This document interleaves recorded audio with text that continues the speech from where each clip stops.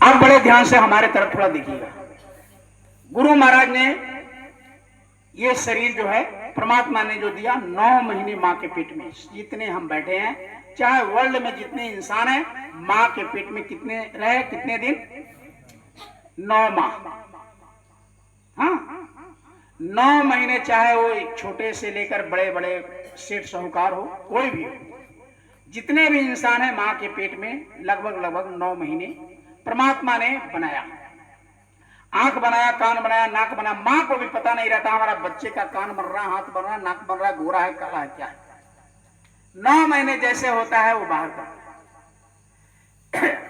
जैसे बाहर होता है प्रेमियों। तो ऐसा कलाकारी किया परमात्मा ने, किसी को पता नहीं कैसे बनाया, कौन इंजीनियर से बनाया, किस तरह से बनाया, कौन औजार से बनाया। इतना गौर करके बनाया प्रेमियों इस मानव चोला को कि यही आप इतने बैठे हैं, आप एक दूसरे के चेहरे को देखिए, किसी की चेहरा किसी से मिलता जुलता नहीं होता है। पूरे मोतिहारी घूम जाइए, किसी का चेहरा किसी से नहीं मिलता है। एक साथ जुड़वा बच्चे में भी थोड़ा सा डिफरेंट होता है। पूरे वर्ल्ड में अगर आपको बनाया परमात्मा, अकेला आपको बनाया है। और कमाल की ये बात है कि सबको आंख बनाना है, सबको कान बनाना है, सबको मुंह बनाना है, आज जहां जिसका मुंह है सबको वही बनाना है। ये नहीं किसी का साइड में, किसी का ऊपर नीचे। ये आंख है, नीचे मुंह है, बीच में नाक बनाया। सबको पूरे वर्ल्ड में आंख के नीचे नाक बनाया, नाक के नीचे मुंह बनाया, लेकिन किसी का चेहरा किसी से। कितना कमाल की बात है, कितना परमात्मा ने गौर करके आपको बनाया कि आपके जैसा दूसरा कोई टच ना हो जाए, कोई दूसरा ना हो। यहां तक प्रेमियों, आप जिस मोहल्ला में रहते हैं या जिस गांव से आए, आप उस गांव में दादा होंगे, बहुत बुजुर्ग होंगे जो शरीर छोड़ के चले गए होंगे। वैसे इंसान जब तक आप जिंदा रहेंगे तब तक इस धरती पर नहीं देख पाएंगे। यानी परमात्मा एक बार जिसको बना देता है फिर दूसरा उस तरह का। अब बताइए कितने इंसान आए और गए, लेकिन उस तरह का फिर से इंसान कहीं दिखाई दिया? कितनी बड़ी गौर करके आपको हमको बनाया, और उस परमात्मा को हम क्या हो गए, भूल गए घमंड में, धन के, पद के, मान के, सम्मान में। तो प्रभु ने यहां सारा इंजीनियरिंग और सारा टेक्नोलॉजी और सारा ज्ञान खत्म हो उस प्रभु के पास। इसको ज्ञान कहते। एक जरा सा आवाज भी देख लीजिए, इतने बैठे हुए हैं। आप अगर बोलेंगे, आपके घर में कोई बच्चा अगर बोलेगा, आप समझ जाएंगे हमारी बच्चा बोल रहा है, हमारे माँ बोल रहा है, हमारे पिता बोल रहे हैं, हमारे पति बोल रहे हैं, हमारे यानी मौसा मौसी बोल रहे हैं। यानी कौन बोल रहा है ये आपको पता, क्योंकि सब लोगों का आवाज परमात्मा ने अलग बनाया। जितने इंसान हैं, जैसे हमारे आवाज जैसा आपका किसी को नहीं हो। हम बोलेंगे समझ आओ वो जय गुरुद्वारे बोल रहे हैं। यानी पूरी दुनिया में जितने भी इंसान परमात्मा बनाया, सबकी आवाज अलग, सबका सोच अलग, सबका चेहरा अलग, सब। तो कितना गौर करके परमात्मा। अभी और इस पर विचार कर दें, समय कम है तो अभी थोड़ा सा विचार कर लीजिए। नाक में कितना मोटा सुरा किया, जितना मोटा नाक में सुरा किया उतना मोटा कान में भी सुरा किया। माँ के पेट में पता नहीं कौन पेचकस, कौन रिंच लगाया नाक में और कान में, दोनों का छिद्र बराबर किया। लेकिन नाक बंद कर ले, कान से सुगंध मिलेगा? अरे भाई पढ़े लिखे इतने बच्चे बैठे हो, आपने कभी गौर किया? नाक बंद कर लीजिए, कान से सुगंध जाएगा? नहीं। अगरबत्ती कान बगल में करो, कोई सुगंध नहीं। कान को बंद कर लीजिए और नाक लंग चिल्लाओ, आवाज मिलेगा? नाक, ये भी तो सुराख है, ये भी अंदर ही गया, कान का अंदर। कितना गौर करके परमात्मा ने बनाया। भौं को देखिए आप, इसको छीलते हैं रोज, रोज छील दीजिए, जम जाएगा, फिर बड़ा हो जाएगा। लेकिन इसको छोड़ दीजिए तो कभी आंख के नीचे ही नहीं आएगा। अच्छा, भौं किसी को देखे नीचे नाक तक आ जाए या गले तक, दाढ़ी तक नहीं आ सकता। पता नहीं कौन मलहम टैबलेट माँ के पेट में लगा दिया, ये बढ़ने का नहीं, बढ़ा गया।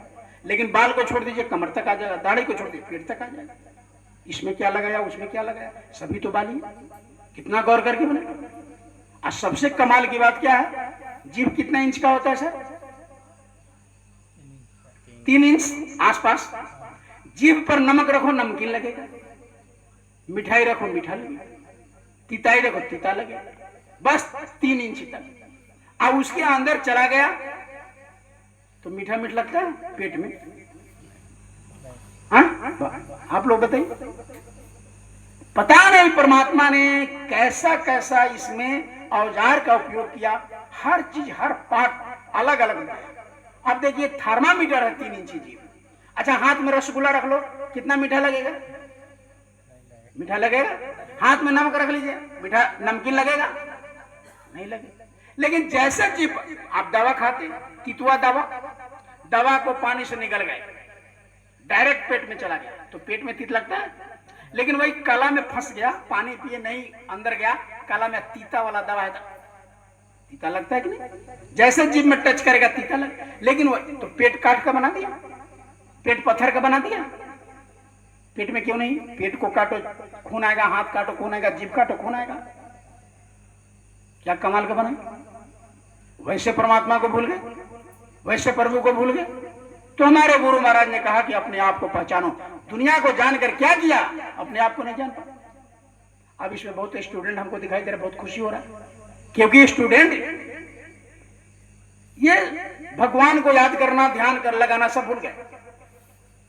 आज ऐसे नहीं बोल रहे हैं, बहुत ऐसे बच्चे अभी स्टूडेंट है कि जो साधना करता है, योगा ध्यान लगाते हैं। लेकिन अधिकतर बच्चे जो 8 साल से 12 साल 14 साल के बच्चे हैं, स्कूल में इतने बिगड़ रहे हैं, नशा का शिकार बन गया। 14 वर्ष के बच्चे नशा कर रहे हैं, इतना बिगड़ गए। और कौन बच्चे? जो अच्छे अच्छे घर के लोग हैं, बड़े अपने को बहुत धनवान समझते हैं, बहुत पैसा वाले, उनके बच्चे की बात कर रहे हैं, ये बिगड़ रहे हैं। तो हमारे गुरु महाराज ने आवाज लगाया कि पहले सुधर जाओ, पहले इस शरीर को शुद्ध करो। ये शरीर जब शुद्ध हो जाएगा तो मालिक को खोजने की जरूरत नहीं पड़ता है, सबरी को जाने की जरूरत नहीं पड़ा। खुद आप ही ने बताया कि सबरी के पास भगवान आ गए, उसी तरह से खुद आ जाएंगे आप। अरे भाई, चुंबक जब साफ, ये चुंबक किसको खींचता है? जब लोहा में जंग नहीं रहता उसको सट से खींचता है, लेकिन जिसमें जंग लगा हो लोहा, उसको चुंबक खींचता है क्या? नहीं। तो जो पाक साफ जब हम हो जाएंगे, परमात्मा खुद हमको दर्शन करें, जाने की जरूरत नहीं है। इसे क्या? तो मां के पेट में इतना सुंदर शरीर बनाया, लेकिन इस शरीर को हम भूल गए, इतना सुंदर। तो जीभ पर उसी तरह से ये 2-3 बात आपको इसलिए बताया कि आपका गौर किया कि परमात्मा ने कितनी इंजीनियरिंग, कितने टेक्नोलॉजी, और सारी दुनिया का जहां इंजीनियरिंग, जहां साइंस फेल होता है, वहां से अध्यात्म का क अक्षर शुरू होता है।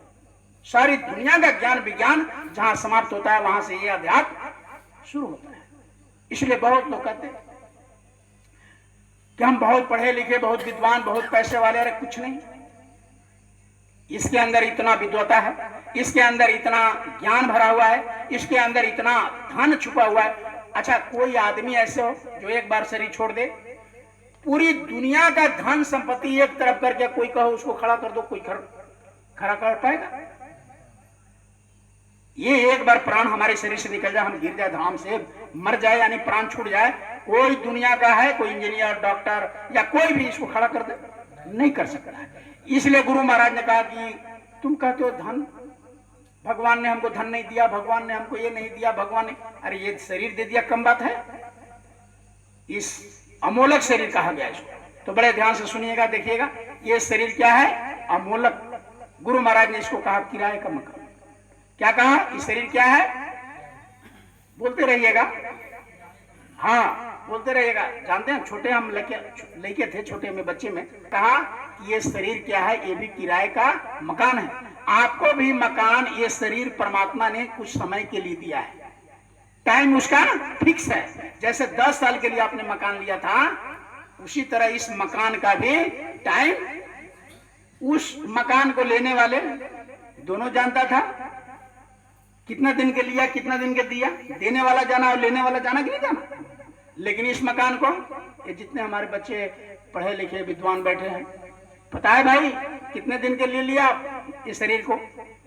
अच्छा, इसमें किसे बैठे हैं? ये बहन जी लोग को पता होगा कि कितने साल रहना, कै तारीख तक है शरीर, पता है? किसी को पता नहीं। उसमें उस मकान को लेते हैं, दोनों को पता रहता है। लेकिन ये परमात्मा ने मकान दिया किसी के 50 साल के लिए, किसी को 60 साल के लिए, किसी को 70 साल के लिए, और किसी को जिस दिन देता है उसी दिन बच्चा जन्म लेता है, उसी दिन ले लेता है कि नहीं ले लेता। तो गुरु महाराज ने कहा कि ये किराए का मकान है और इस मकान को लेने वाले को पता नहीं है, लेकिन देने वाले को पता है। कै बज के कै मिनट पर, कै सेकंड पर वो लेगा, वो तुरंत पहुंचेगा। और आप खेत में रहिए, खलियान में रहिए, प्लेन में रहिए, ट्रेन में रहिए, जहां भी रहिए, अगर एक दिन अंदर घर में और एक दिन बाहर है, वही समय पूरा हो गया, वहीं से ले जाता है कि नहीं ले जाता। अब कहिए कि ना थोड़ा रहने दीजिए, बैंक को पैसा निकाल लीजिए, थोड़ा मिल लेने दीजिए, माता पिता पति पत्नी से मिलने देता है क्या? जहां समय पूरा हो गया फट ले जाता है। तो हमारे गुरु महाराज ने कहा कि जिस चीज का पते नहीं है अब तुम इतना लापरवाह बैठे हो। अब इस मकान को लेने वाला तैयार बैठा है कि उसका समय कैसे पूरा हो, हम चले और उसका समय, उसका शरीर ले ले, और हमको पते नहीं है कि वो कब आएगा, और इतना आराम से बैठे हुए, कब ठिकाना ये अभी आ जाए, अभी हमको ले जाए, कोई ठिकाना है? किसी को पता नहीं है। तो गुरु महाराज ने कहा कि किसी को जब पते नहीं है तो थोड़ा सा उनके आने के पहले कुछ कर लो, यानी ये मकान लेने वाले के आने के पहले इस मकान से काम करो। क्या करें? उनके आने के पहले उनको प्राप्त कर ले।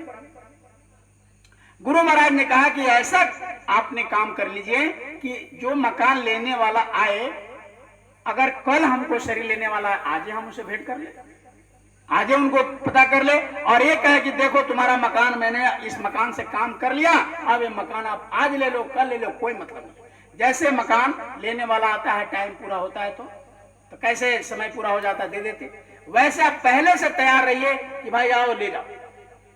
ये गुरु महाराज ने कहा। कैसे होगा? बड़े ध्यान से सुनिए। आपको कैसे पता चलेगा कि ये मकान कब खाली, पहले आपको पता हो। इसी के लिए गुरु महाराज ने कहा कि इसी के लिए संत। अच्छा, आपको संजय का नाम जानते हैं? महाभारत में संजय नाम का आदमी को जानते हैं? कुरुक्षेत्र के मैदान, आज के डेट में हरियाणा, महाभारत के समय में कुरुक्षेत्र था, और दिल्ली को क्या कहा जाता था? हस्तिनापुर। उस समय, आज जो दिल्ली है उसमें हस्तिनापुर कहलाता था। हस्तिनापुर में बैठ करके एक रूम के अंदर धृतराष्ट्र और संजय बैठ करके और सारा हरियाणा का बात बता रहा है। अब दिल्ली हरियाणा का दूरी देख लीजिए, रूम में बैठ करके बता रहा है कि भीम किससे लड़ रहा है, पितामह किससे लड़ रहा है, दुर्योधन किससे लड़ रहा है, अर्जुन किससे लड़ रहा है, ये सब बता रहा है रूम में बैठ। कौन ज्ञान से, कौन दूरबीन से, क्या चाहिए जी? दिव्य दृष्टि। उसी को कहते हैं दिव्य दृष्टि। दिव्य दृष्टि आपके पास है। जिस तरह संजय क्या है, पूरे हिंदुस्तान में जितने इंसान हैं सबके पास दिव्य दृष्टि है। उस जब तक दिव्य दृष्टि नहीं खुलता, न देवी न देवता किसी का दर्शन नहीं कर सकता। अच्छा, कृष्ण भगवान ने अर्जुन को क्या कहा? नौजवान तैयार हो, आज सुनो और सुनाओ, तुम भी हमको कुछ बताओ। ये नौजवान भटक चुका है, विवेकानंद को पढ़ो।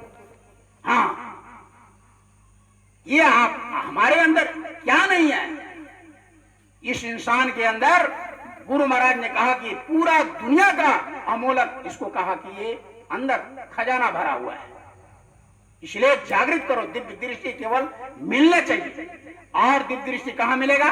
गुरु महाराज ने कभी नहीं कहा कि मेरे पास, कहा कि इस दुनिया में ढूंढो वैसे संत महापुरुषों को जिनका दिव्य दृष्टि खुला हो और वो भगवान के पास आते और जाते हो, दर्शन करने, क्षण आता हो क्षण जाता हो, संजय की तरह वैसे महात्माओं के कदमों में पड़ करके और उसके सोहबत में रह करके जीते जी मालिक को प्राप्त। कितने लोग प्राप्त किया? मीराबाई, पलटू साहब, सावन से भिका साहब, दरिया साहब, कबीर साहब, इतने संत लोग आए और जीते जी उस मालिक को प्राप्त किया। मरने के बाद नहीं। अच्छा, मरने के बाद में कोई फोन किया कि मैं स्वर्ग में हूं कि वैकुंठ में हूं? भले हम लोग लिखवा देते हैं कि स्वर्गवास हो गया। अरे भाई, तुमने देखा क्या स्वर्गवास हुआ कि नरकवास हुआ कि कुत्तावास हुआ कि ऊंटवास हुआ कि बैलवास हुआ?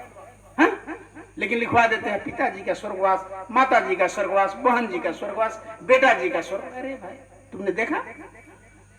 हमारे गुरु महाराज ने कहा जीते जी जब आपने स्वर्ग और नरक को नहीं देख सका, मरने के बाद में तुम्हें कोई कुछ नहीं हो तो आएगा, फट ले जाएगा और ले जा करके ऐसे बटन दबा देगा।